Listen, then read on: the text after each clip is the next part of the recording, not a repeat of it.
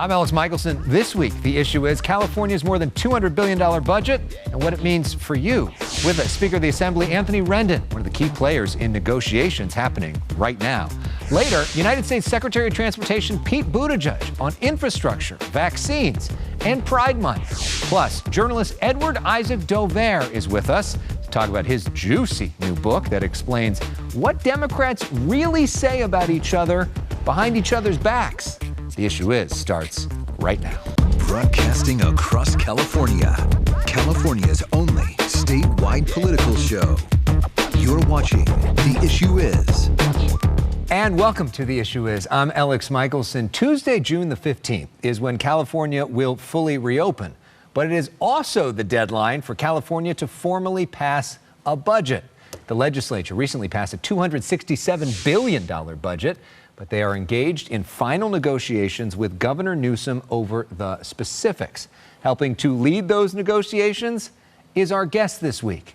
He is the Speaker of the Assembly, Anthony Rendon. You see him right there, and you'll see him now. Speaker Rendon, welcome back to The Issue Is. Good to see you, Alex. Good to be back. All right, so where are we at in the negotiations, and what's the biggest sticking point at this point? We're in the home stretch. Really, we're about a week out from having a finalized budget. In terms of sticking points, I think it's really about fine-tuning things. We have more revenue than we thought we'd have. We have a dynamic and responsible budget, has more money set aside in our rainy day fund than ever before. So we're excited about moving forward with the outline that we have and talking to the governor to get his input. Is it a lot more fun doing this when you have that big of a surplus?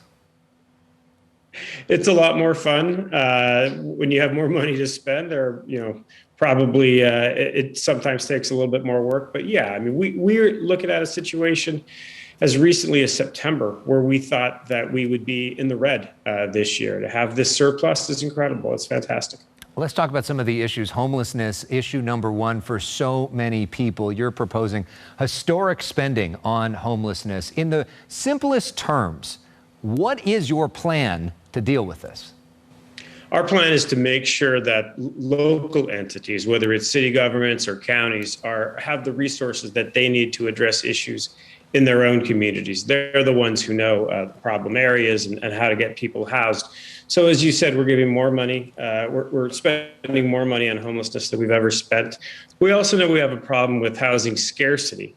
So we're going to do all we can and make sure that there's more housing online so that we can impact the law of supply and demand and help to bring down some of the prices of housing. All right, let's talk about another issue. There's been a bit of a disagreement between the legislature and the governor over expanding medical insurance for undocumented Californians. Your plan includes health care for low-income undocumented Californians who are over 50. The governor's is over 60. So where are we looking at settling on this? Well, we again, we want to get to 50. We think that's sort of an important marker in terms of the demographics. So we've kind of looked at the bell curve and where most people fall. These are people who are in this country contributing to our economy. We want to make sure they're healthy. We want to make sure that a lot of the health maladies that they sometimes suffer from, including COVID, where this population suffered tremendously, we want to make sure that they get the coverage that they need. That being said, we're talking to the governor and the administration about these issues every day. So you don't have a deal yet on that?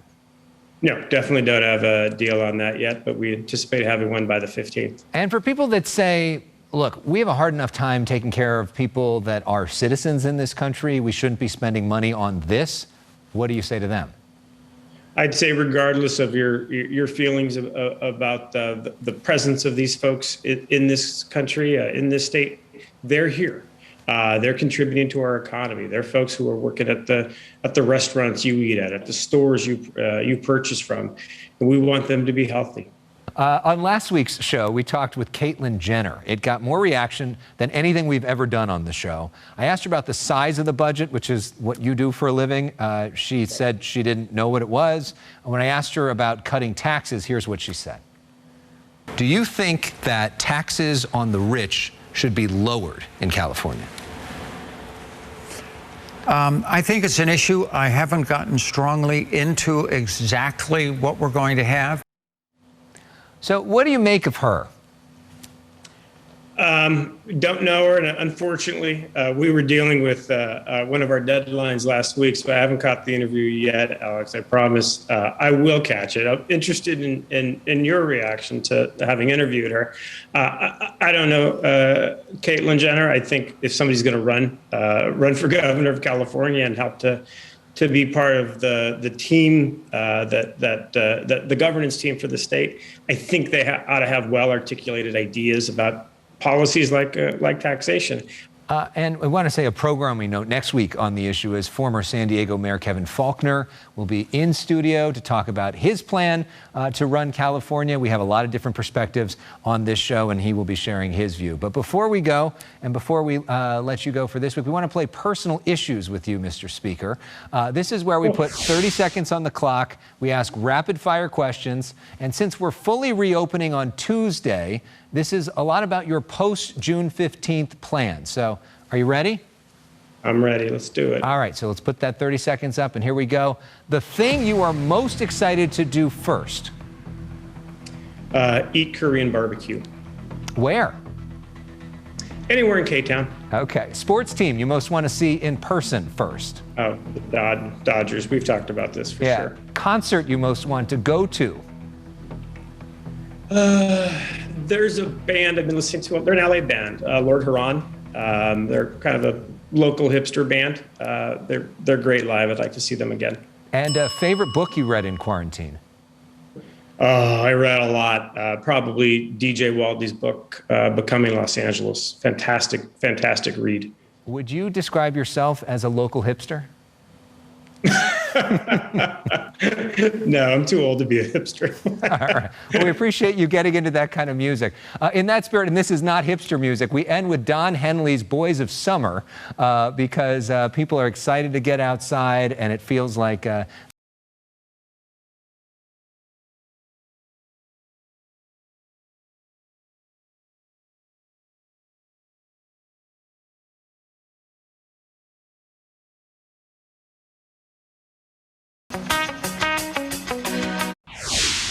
while President Biden is out of the country, his team back home is working with Congress on the issue of infrastructure. One of the key cabinet officials leading those discussions is Transportation Secretary Pete Buttigieg. We spoke with him earlier this week. We've reached the point where we need to pursue multiple pathways to get this done. U.S. Transportation Secretary Pete Buttigieg is a key player in the room for negotiations over President Biden's more than $2 trillion infrastructure bill. This week, the White House called off talks with Republican Senator Shelley Moore Capito, but continued talks with other Republicans. Do you think that the Republicans are negotiating in good faith, or do you think they're just trying to run out the clock? You know, there's been a lot of goodwill in honest, frank negotiations where sometimes we turn out just to be too far apart. And so that's what happened with the group that the president was speaking with earlier. There are other groups forming different combinations of Democrats and Republicans, House and Senate. And it's absolutely worth pursuing that track. The White House says California's infrastructure gets a C- grade and has more than 1,500 bridges and 14,000 miles of road that are poor quality. California, you got it all, right? You got ports and airports, you got waterfront and desert, you got roads and rail and transit and everything in between, rural and urban. And it's exactly why we need a plan like this that doesn't nibble around the edges. I asked about California's struggle to build high-speed rail on budget and on time. What do you say to people who don't necessarily trust that the government does this well? America doesn't have a lot of batting practice when it comes to true high-speed rail. And California has stepped forward to be one of the first places doing it in full in the U.S. And that's had a lot of challenges. But what we can't do is somehow accept the idea that America should settle for less. The president believes America should be number one in the world. We also talked about the Biden administration's push to vaccinate Americans via record incentives. Budweiser offering free beer. United, free flights. Microsoft, free Xboxes. And California, $1.5 million. We know that you are already vaccinated, but if you weren't already vaccinated, what would be the prize that would excite you the most? Well, the free beer sounds pretty good to me. So I guess a little easier to win me over than a $1 million lottery. Apparently, you're a cheap date, which sounds good. To Maybe I'm not such a good negotiator. I could have had $1 million and you had me at beer. Congratulations, Mr. Secretary. Congratulations. Buttigieg is one of America's first openly gay cabinet secretaries, now serving during LGBTQ Pride Month. What does pride mean to you? Well, right now I'm thinking about the journey we've been on. Not that long ago, somebody who was out would have been unimaginable as a cabinet officer or, even as a federal employee. We got a long way to go, but what pride means to me is that there really is a chance to stand up for each other in the name of compassion, in the name of equality, and make life better. And my being here is one small piece of evidence of that. And I know there are a lot of young people out there wondering whether they fit. They know they're different, and they don't know whether America has a place for them. And I'm here to say that there's a lot of people rooting for you. A beautiful sentiment to end on. Our thanks to Secretary Pete. He is a key player in a juicy new book written by my next guest. But as we go to break, the Secretary's favorite band right now, Radiohead.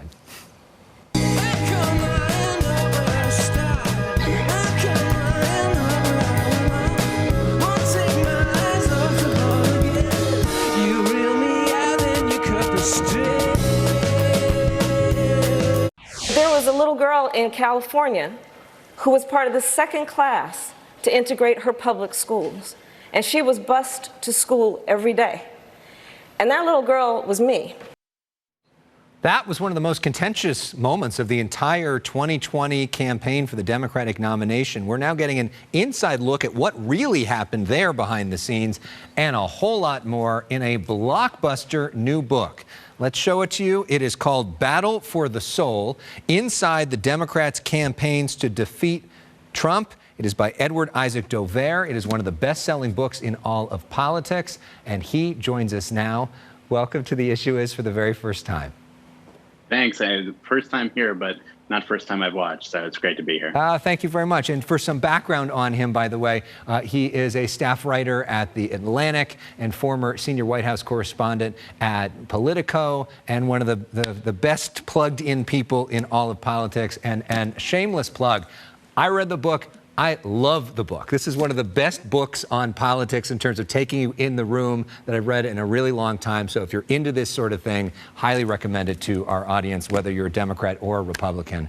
So let's start, though, with that title. Battle for the Soul. You talk about this challenge between moderates, progressives, trying to figure out, where do we go? How do we fight Donald Trump? And where does the party go from here? What do you mean when you say Battle of the Soul? It ended up being battles for the souls, almost. There's so much that went into this campaign in the end. And when I started out to write this book, it was in 2018. I thought it was going to be the craziest election, maybe the most important election in American history. I had no sense that the pandemic was coming, the economic crisis, the rethinking of work and school, the rethinking of everything in our society. I didn't know that George Floyd was going to be killed in that way. I didn't know that Ruth Bader Ginsburg was going to die. All of these things that set off major changes in America, and that made it so that when America voted last year for president, they were making a really big decision, the voters.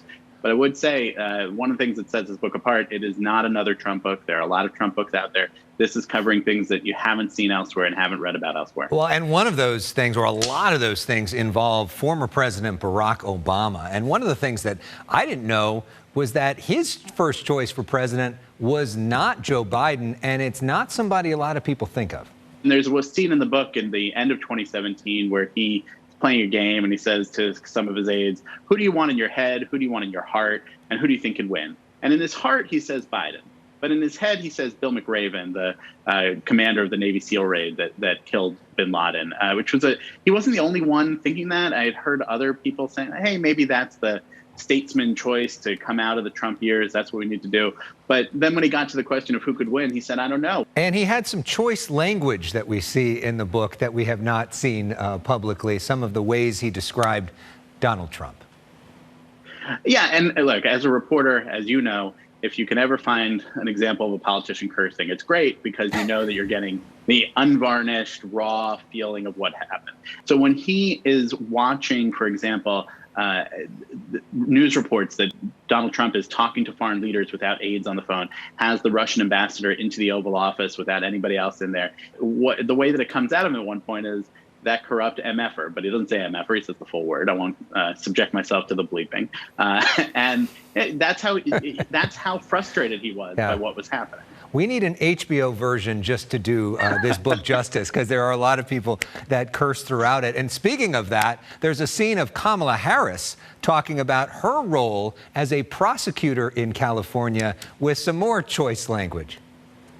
Yeah, this is a scene that it goes to the meeting that she had with her staff at her sister's apartment building in New York City, actually, in the summer of 2018, when they were deciding, is she going to run for president? And her brother-in-law, Tony West, her sister Maya's husband, goes after her with everything that he can think of to go at, to bring up that would be a problem for her. And key to that is criticizing her record as a prosecutor from when she was in San Francisco and even when she was AG, saying you betrayed Black people, you did all these things that were so terrible, you put a lot of people in jail, and really trying to go after her as hard as he can imagine someone would on the campaign trail.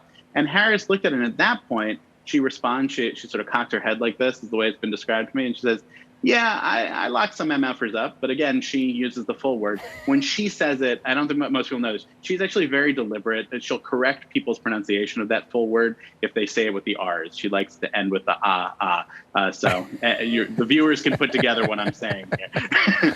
Well, let's get into the Biden-Harris relationship. We were just looking at some clips of that debate, and another swear word, I guess, is Joe Biden. After that moment where Kamala Harris basically attacks him over busing, he turned to Pete Buttigieg and described the scene, and it also sort of changed the relationship between Joe Biden and Kamala Harris for a while. You're going to make everybody think that it's all curse words, but there are 500 pages of material. Yeah. This is another one of those moments, right? Because what happens is she says a phrase that had been worked out by her campaign, which is, I know you're not a racist. And that and the attack overall really lights Biden up. He turns to Pete Buttigieg, whom at that point he didn't know at all. And as they go into the commercial break, and he says, that was some effing BS. Again, not the full words. But and then it carries forward. They were so angry about it, the Biden folks. And then there's a phone call that's reported in the book of Jill Biden talking to some donors and supporters. And she is so angry about it. And she says, to stand up there and call him a racist with everything that he's done, the life that he's led, the work that he's put in, go F yourself.